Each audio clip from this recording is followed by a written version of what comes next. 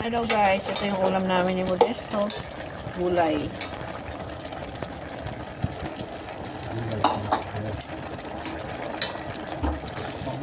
Ayan, pinakbit po.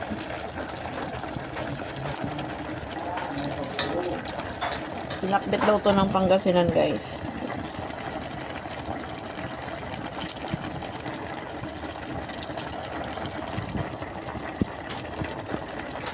Ano yung sahog niya? Pritong tilapia. Ayan, pritong tilapia. Uy, madilim! Pritong tilapia, guys. Ang sahog niya. Sarap, oh. Fresh na fresh. Ayan. Fresh na fresh yung gulay. Okay lang yan.